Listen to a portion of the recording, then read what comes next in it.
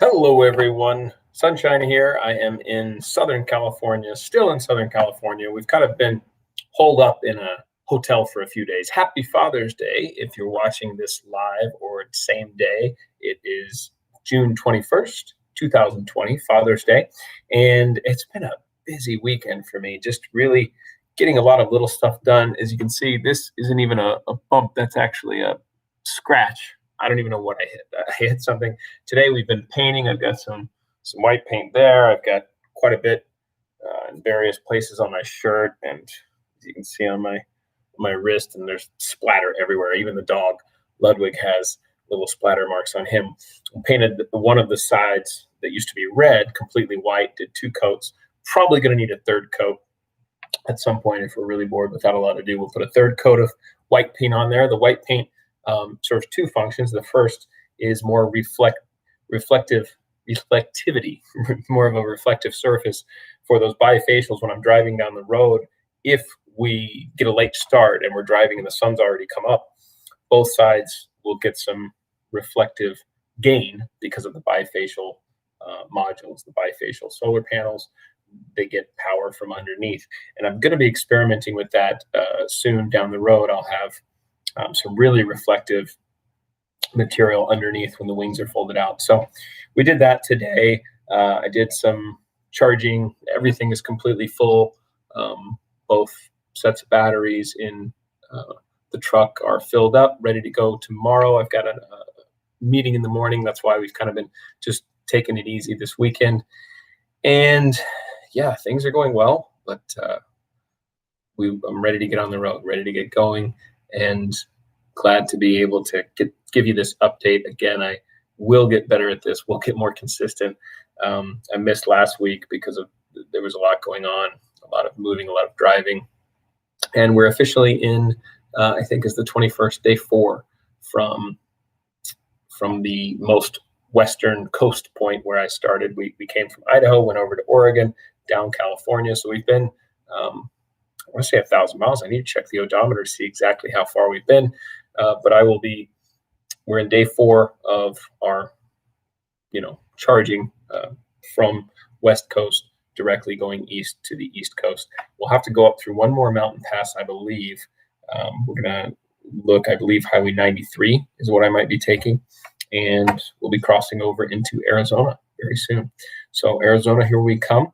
And that's all I got right now. Oh, there was a message I received from a friend about some new pricing with Tesla and Tesla Solar. The last time I checked, they issued some really aggressive pricing, but it didn't have installation costs. It didn't have a lot of extra costs that solar systems often include. So they were really giving you a price that was here, whereas the final price was going to be here. And unfortunately, that's pretty common in the solar industry. So watch out for that. Don't just buy solar through a website, even if it's Tesla. You don't want to get surprised at the final cost. So I'm going to dig into that and read the fine print, see exactly what those final costs might be. If there aren't any hidden costs, maybe it is the best deal going. But my suspicion is that all they're doing is subcontracting. In solar, there's basically lead generation, which means, hey, go solar, and you click here, which, I mean, I've done it. And I think Tesla's just doing that. And then they're subcontracting an installation company in certain areas where they get a contract, they get the installer crews, and Tesla gives them leads, deals that have signed up through their website. So it's really not managed by Tesla. And in the past, this is not an opinion, this is not slander, but Solar City was one of the reasons Tesla's had a lot of problems in solar. Over the past 4 or 5 years since I've been in solar, Tesla has not had, hello, Steve, Tesla has not had good reviews in solar. They've been one of the worst rated because I don't know the whole story, but basically Solar City had a lot of issues. They were going under. Tesla bought Solar City. That became their solar division. And you can just look up stories of Walmart having a lot of issues. They had fires on their roofs. There was lawsuits with Solar City. So who knows exactly, how successful this part of their solar division will be.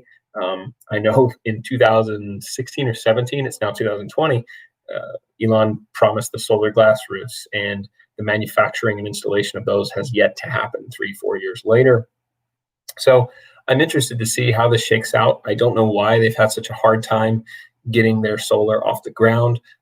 My suspicion again is just that they're such a big company. Solar is more of a regional thing. You want to have crews on the ground.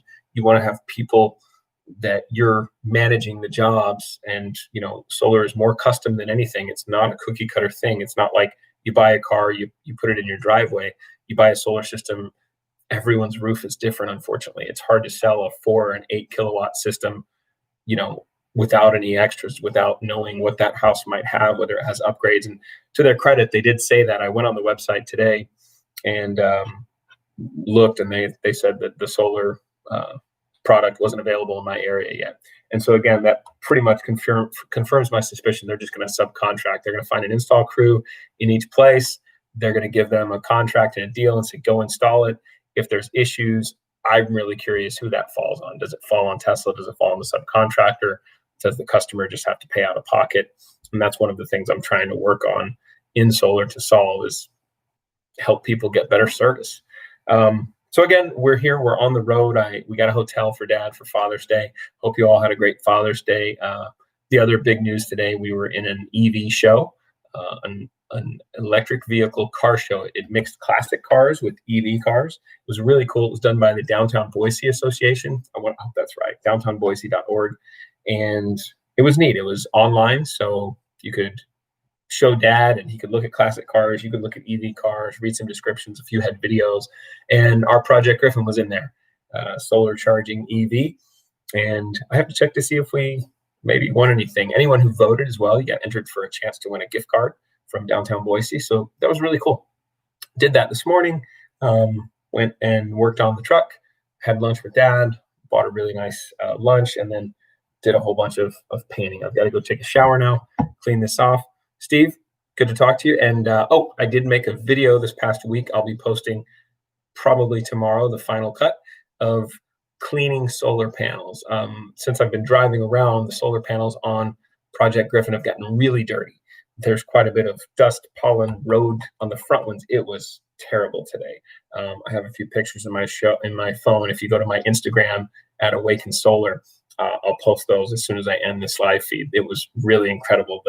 The grime and stuff from the road, including dead bugs, was really thick. I cleaned one and then took a picture, and you could see the dirty one here and the clean one. It was like night and day. So I'm sure that'll boost our production. And I'm going to re-clean the roof modules. But spoiler, in the video, the final result is that if you clean your solar panels, if you have a little dust on them, it's only a couple %. So if you have solar on your roof on a house, do I recommend getting it cleaned if it kind of just looks dusty? No, it's not worth it. Now, if you live in a climate like Arizona, Nevada, maybe parts of Southern California or Texas, where it gets pretty dusty and you start to see it really build up, like the panels don't look black anymore, then it's probably worth, I would suggest maybe hiring someone insured, or being very careful with a long squeegee and just spraying it with the hose and cleaning them off, because at that point you probably are losing a few %. But in places like Oregon, Idaho, most of California or Florida, for instance, where it rains and you have varied weather, the Mother Nature does a really good job of cleaning them. So you don't really need to clean them.